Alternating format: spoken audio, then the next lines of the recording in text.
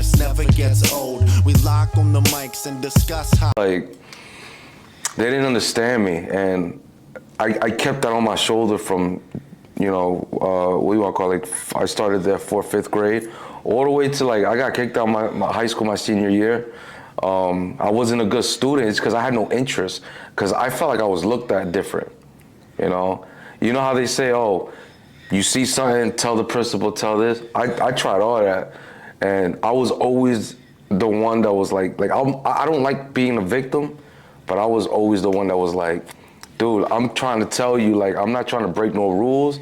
I'm telling you what's going on, and you still making it seem like I got suspended for stuff I should have been suspended for. You know, ISS, detention for stuff. And then it got to a point where I remember starting sophomore, junior year, bro, I used to just sit down after lunch as class, look around, get up and just leave. I'll leave school. I'll get chased by the police officer who's working the school and all that, and I'll just run. And it got to a point where he just let me leave after a while, because I had no interest in being in school, because I felt like, you know, again, I take accountability that I was a bad student, but I also felt like the help I needed wasn't there either. Right. I was actually smart. I just didn't do the work either. Yeah. Teachers used to tell me all the time, Rubin, it kills me, you're failing, but you should be passing right now with at least a B+. And I'd be like, I got no interest in none of this. And I was already cutting hair too, so. But When about did you start cutting? around 13. All right, we'll get into that later. Yeah. But so you're getting not having a good time in high school or junior high. You had siblings, right? Yeah. Brothers, sisters. So me and my sister were close, but my sister, she moved away a lot. She lived in Pennsylvania with her dad's side of the family. So it was just you and your brother and your sister, or you got? At the time, no, I had a stepsister too. Okay. I was actually, because my sister moved around a lot, you know, I wasn't closer to my stepsister, but you could kind of say that, yeah, you kind of say we're a little closer. Me and my brother really never had a relationship until now. Like, growing up, like right now, he's my best friend. Yeah. But like because we were different people. Right. I always found myself in the street. He always found himself in the books. You know what I mean? Every time I leave high school or a friend's house, I'm on Belmont Ave. You know, and that wasn't the place. There's two sides, the Heldon side and the Patterson side. You ain't want to go on that Patterson side. They call it the north side, top of the hill. Temple Street, north, I think, what was it, 5th through North 12. Like, it's all a hill going down, but it was all hood out there. Was you in a gang? Not really, no, I never gangbanged. Nah, I just hung around them though. So drugs? Never. No. I sold shit I had. It wasn't a product of your environment. Nah, but I got a crazy story about that though. We'll get to that. Oh, all right. It's about it kind of includes the barbering side too. It's crazy. Okay. So yeah, we'll get into that a little bit. So when did you guys come to like Connecticut and all that? When I turned 21, my mom, she had a bad breakup with my stepdad. She wanted to change of pace. She moved out here, and she begged me to move out here. I wasn't gonna move, but I had nowhere to go either. So I was trying to figure things out. I did stay in a couple friends' houses, and I want to say thank you guys for that. It means a lot. But when I moved out here, it was more because I just wanted to make sure she was good. Right. You know, she was living with my aunt. You know, and she tried to help her out, but I wanted to come out here and make sure my mom got back on her feet, didn't digress after the breakup, because it was bad on her, and she's doing a lot better. How long was she with your stepdad? Oh wow. Yeah, I don't know the exact, but it was years. It was a while, because he raised me. My parents were together 60 years. Well, God bless. Yeah. Is he still in your life? Yeah. Oh yeah. Nice. I text him here and I talk to him. Every shop I opened, he surprised me. He wouldn't even say that. He'll drive up from Jersey, surprise me. He always tells me he's proud of me. And it's crazy because he was an ass. He was an asshole? He was an asshole, but I can understand why, because I was a dickhead. Yeah, my dad was an asshole too, yo. Yeah, I wasn't the best son, bro. Let's just say that. I was. Yeah. But you know what, though? He was always the hardest on me, and I thank him for that every day. He taught me how to be a man. I think my pops was the hardest on me too, because he babied my brother. You know what I'm saying? My brother should have been the girl, and my sister should have been a boy. Because my brother's like a little bitch. And I'll tell him to his face, that's why I'm saying it. But it's just a pain in the ass sometimes, because I was the youngest. You know what I'm saying? So I used to always be the fucking one that had to take everything, you know? So fuck it, whatever. So you was about how old when you came? 21. 21. Yeah. Did you have any kids or anything by then? No. No.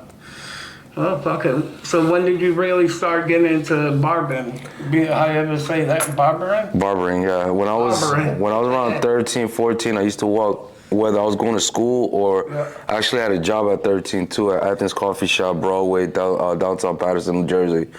Whether I was going to work or going to school, I would always, or going to a friend's house. There's either two bodegas I go to because it depends on where I was going. Yeah. But I'd always go to the one going on Belmont, and I would always walk by this barbershop. It was called Community Barbershop. Danny owned it. And bro, it's just like the movie Barbershop. I ended up working there and everything. Oh, shit. Probably one of the best barbershops I ever worked at. It was predominantly African American, predominantly. But yeah, they treated me like family. I would walk by every day, and I would just stop and look. And these guys doing I ain't never seen nobody do the afros, shags, straight razor shaves like that. Like we weren't used to that. And I always see him do that. So every day I would walk by, and one day he knocked on the window, cause I'd stay there for a good 20 seconds, 30 seconds and watch him. And he knocked on the window. He goes, "Come here." He told me to go inside, and I go inside, and he goes, "Hey, you like what I do? You always walking by?" And I told him, like, "It's just something about it, bro. It's pretty cool. I like it." And he took a razor and he didn't put the blade in it. And he told me, "I shave him, bro." He told me how to hold it, and I was scared, but there was no razor in it. I didn't know. You know, I didn't know there was like the little razors you break in half. Yeah. So I'm shaving the guy's face, and I'm going above his neck, and I'm like, "Am I really doing this? I'm not cutting him." And then he just starts laughing. He goes, "Nah, you're doing a great job. You got a good angle, but you ain't got no razor in it." And I'm over here like, "Ah, you got me." And then since then, oh, he would have had mad. He would have been in the hospital if he had that razor was in there. But he every day he would walk me through haircuts. Like I was using detachable clippers, the ones with the metal blades come out, before I even started using regular clippers. Like he would teach me all these crazy haircuts, techniques, how to blend, until one day I bought my own set of clippers, an Andis Master and a T outliner, guards, whatever, razor. And I would carry my little Nike bag. I would walk up and down the street. Just tell people, "I'll cut you up for $3. Or a lot of times I'll cut you up for free. Next time, give me, you know. Just to get the experience. Yeah, and good thing I gotta give a big shout out to Jose Sanchez. He was one of my best friends growing up. He is the youngest motherfucker I ever met with a thick ass beard, thick, and I would give him a fade, and I would do his beard every day. And it took me a while, but like I would do his beard. This is before I bought the trimmer too. I would do it with his regular trimmer at home, and yeah, like he'd always have a haircut. He's one of the ones that helped me. Another one, my brother, right? So when I started working at this shop, finally, I wasn't allowed a key until I know how to do a fade, like a real fade. And I remember every day, my brother, I'd be like, "Yo, let me cut your hair." My brother told me straight up, "Bro, I want a 2 and an edge up. That's it." I give him a fade, and then I'll fuck it up, but then I'll try to fix it. And yo, he'll beat. I got a lot of ass whoopers. My brother used to beat my ass. I'll tell you, bro. I don't care if I boxed or whatever. My brother beat my ass.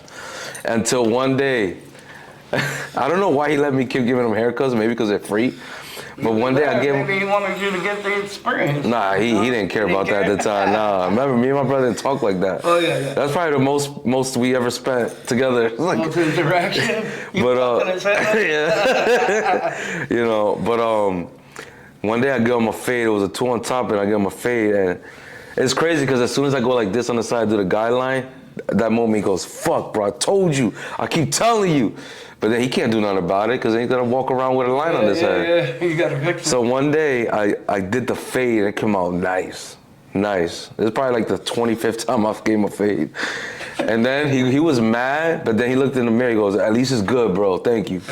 Yeah, he don't like fades. Like now he gets fades all the time, but back in the day, all we did was Caesars.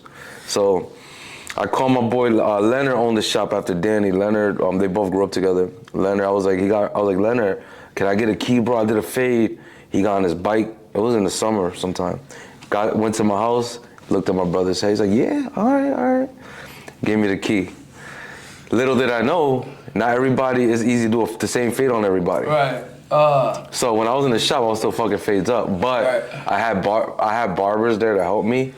But if I did fuck somebody's hair up and nobody was there because I had the key and I'd open up first, I'd wait for the next barber to come in, or I'll tell the guy, hey, can you come later? And and they'll fix it up. So you was like 13 when you got the key to your barber? Nah, this like 2 years in. So we're 2 years in, it's like 15. 15. You can be our guest, we can check on your file. News, life, and beyond podcast. Putting you in dirt, other shows gone fast. We rock from the winter all the way to June. And pick it back up on the clock till noon. Bless